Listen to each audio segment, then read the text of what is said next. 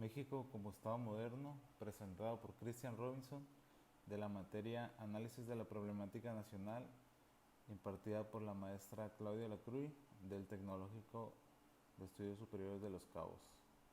Bueno, para entrar un poquito a detalle en este pequeño documental, les hablaré sobre el origen del Estado de Nación.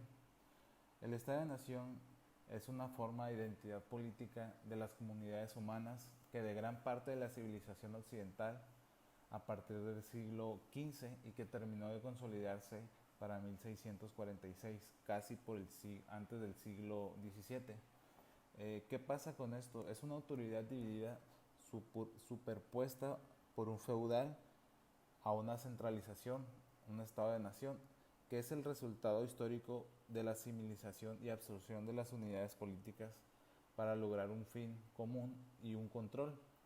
El estado anterior no servía a las naciones, ni siquiera a las comunidades, servía a Dios. Existía una concepción decente del poder y por el derecho divino se afirmaba que la autoridad descendía directamente de Dios al soberano y estos eran los responsables únicamente ante él. Las culturas particulares solo interesaban en la medida que obstaculizaban el cumplimiento del mandato divino. En el occidente, la única excepción ha sido el Sacro Imperio Romano. El mandato de dioses se dividió entre reyes y el papado. El papado trataría cuestiones religiosas y los reyes seculares. Luego de los reyes dejaron compartir esta autoridad, dejando al monarca como única fuente de derechos y exigencias. Esto aumentó por el siglo XVI y XVII, que sería el absolutismo monárquico.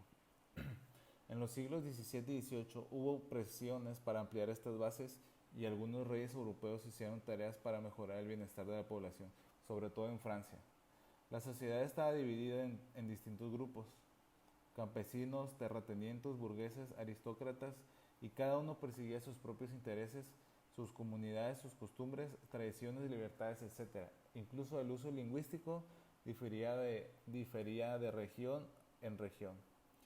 El mantenimiento de la ley y el orden de la administración y la justicia por el bienestar y apoyo económico, que hoy dependen meramente del Estado, eran incumbencia de los grupos corporativos locales. Las ciudades tenían sus corporaciones y gremios.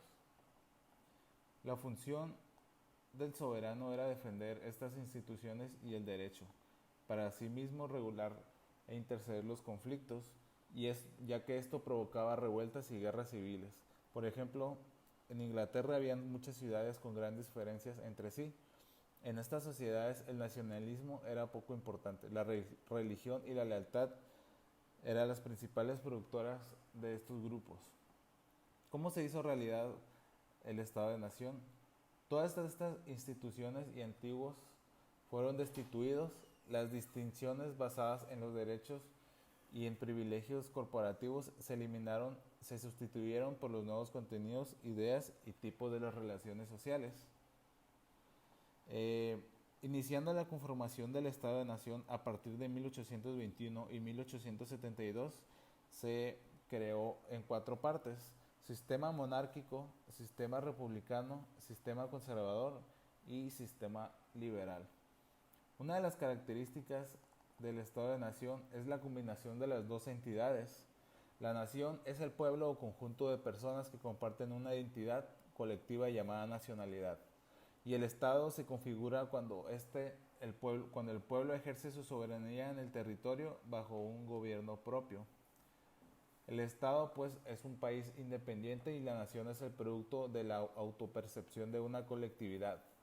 Es necesario que cada persona perciba en sí misma un común denominador que las une a otras, sea una lengua, una etnia, una cultura en general. Una vez que un conjunto de hombres y mujeres se imaginan como poseedores de la misma identidad nacional, entonces ya hay una nación. Y esta nación se parte en tres poderes: poder ejecutivo, que ejecuta las leyes y los tribunales de justicia; el poder legislativo, que resuelve los posibles problemas que se pueden plantear en el incumplimiento de las leyes; y el gobierno; y el poder judicial aprueba las leyes y el parlamento o cortes generales. Uno de los requisitos básicos del Estado moderno son